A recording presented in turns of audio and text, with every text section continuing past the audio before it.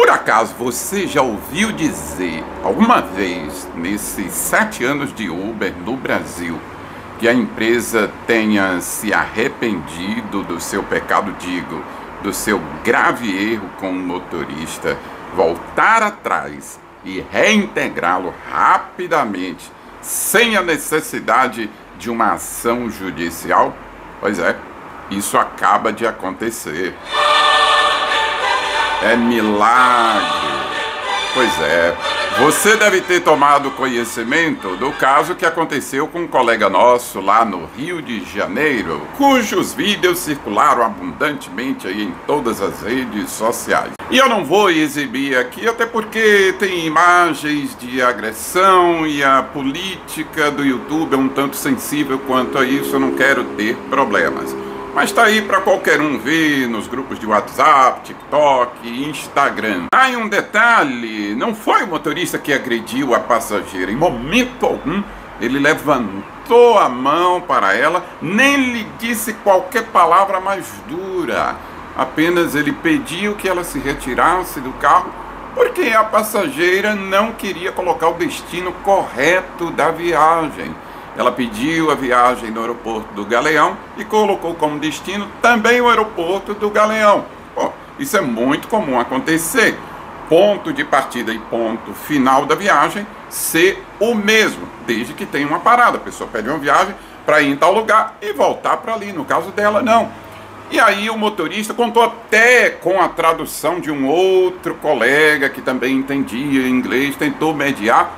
E a passageira nada, e de repente partiu para agressão contra o motorista. E ele gravou tudo, registrou tudo. Olha aí, cabeção, a importância de registrar tudo que acontece nas viagens. Se não fossem essas gravações, meu amigo, e se não fosse a reação de influenciadores e de motoristas nas redes sociais, é bem provável que o nosso colega Ismael Cristiano, a hora dessa, estivesse na numerosa fileira de motoristas excluídos injustamente, como é bem do perfil da Uber.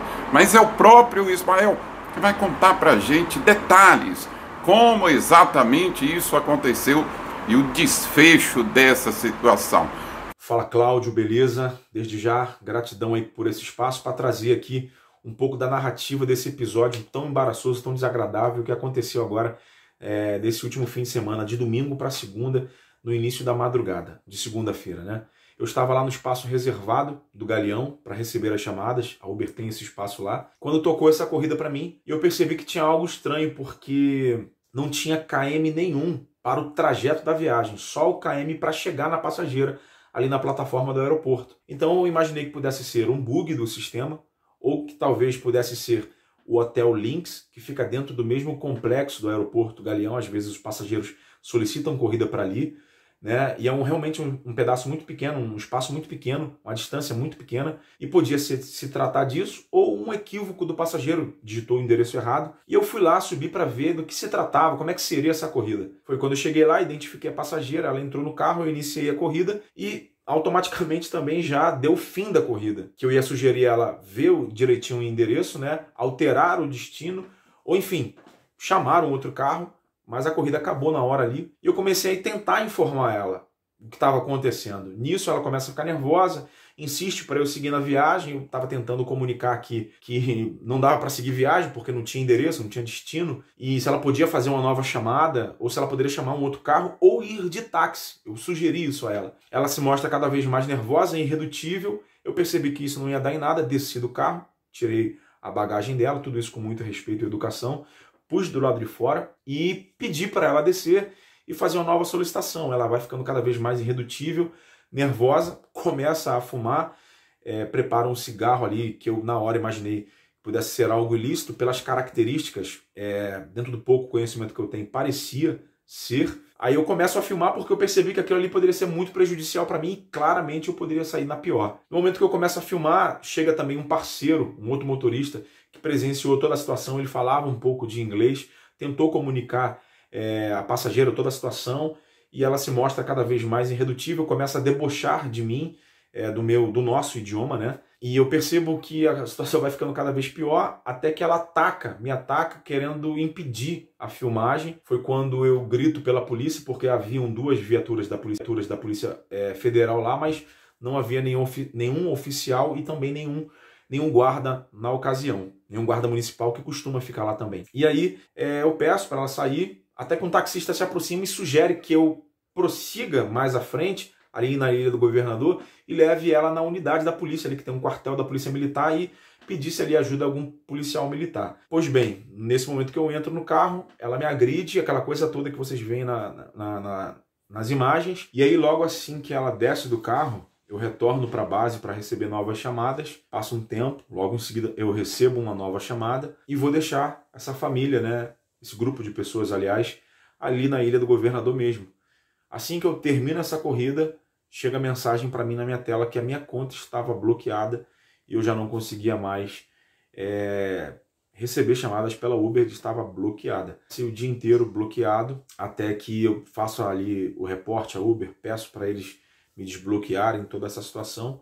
O bloqueio foi mantido, porém hoje pela manhã, por volta das 11h40 desta terça-feira, eles me desbloquearam, mandaram uma mensagem dizendo que eu poderia novamente voltar a receber viagens. E foi esse o desfecho, mas realmente o bloqueio ele aconteceu, né? E eu acredito que diante do que eu já tinha informado com a repercussão, eu acho que eles moveram aí esse desbloqueio. E foi isso, esse é o episódio. Estou tentando narrar o mais objetivo possível para que todos aqui entendam e não fique muito longo, beleza? Desde já, muito obrigado a todos vocês. Tamo junto. Um abraço, gente. Valeu, garoto. Fico muito feliz por você.